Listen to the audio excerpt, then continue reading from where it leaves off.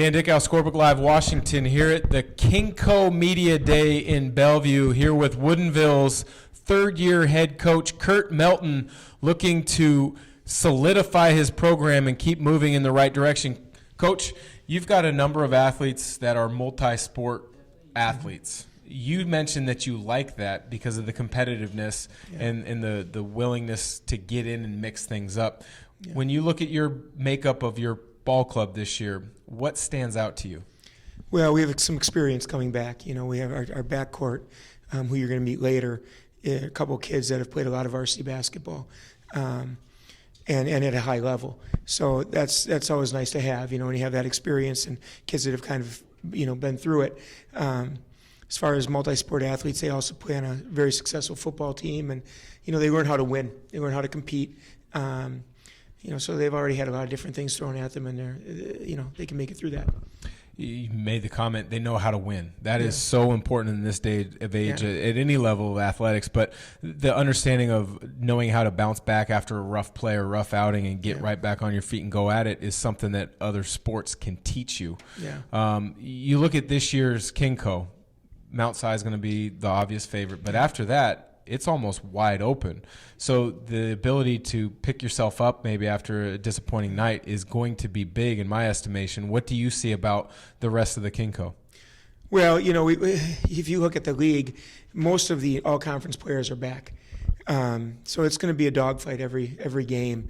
You know, I'm looking forward to seeing what teams, you know, what teams got better and which teams just got older. You know, there's a difference there. And it'll be fun to kind of, you know, go through the schedule and see how we match up. You mentioned to me off camera that you came from the state of Wisconsin, a different brand of basketball in the Midwest. I've found it fascinating talking to coaches throughout this media day kind of throughout the state. A couple coaches from Indiana, a couple from California have come to different programs in the state of Washington, hearing about the differences in play. Touch on the style of play in Wisconsin and how good you think the basketball is here in the state of Washington. Yeah, honestly, I think there's more talent here. The talent in this state is impressive throughout. I mean, you know, I've seen it for the last couple of years. I think Wisconsin is a little bit more focused on the fundamentals. You know, you get that, you know, all across the state. It's tough to say, you know, which one's better, which one's worse. It's good basketball, right? And you're going to find that throughout Wisconsin too. I mean, kids are kids, and some cities, some communities are better than others. Some communities are tougher than others. You know, it's going to be the same in Washington. So it's a tough question to answer. It's you know, it is, but there are some differences. You know, one big thing is a shot clock. You know, we didn't have that back in Wisconsin, but here it's you know, it's something I've had to adjust to and become a different coach with it because it does change the game. You know, you'll see the scores in Wisconsin are a lot lower. Yeah. You know, and I think that's part of the skill. You know, that differential. You know, I think these kids are more offensively skilled out here. Defense is just more important back there, you know, because you get some teams that just milk the clock and just play possession basketball. Right? I'm sure you were exposed to a lot of the pack line defense from the Bennett family from their time at Wisconsin, but you have multi-sport athletes that we touched on. Two of them are here at Media Day, Cage Skank and Blake Glessner, two guys that you say are very successful on the football field. What are they going to bring to the hardwood this winter? Well, my first hope is that they bring leadership. You know, I hope that they're gonna take the kids that are going to be on the team and you know, pull them alongside of them. That's my first hope. Secondly, they need to take control. You know, they know end of the game the ball is going to be in their hands. It's no secret. People are going to play us. They're going to know that ball is going to be in their hands at the end of the game.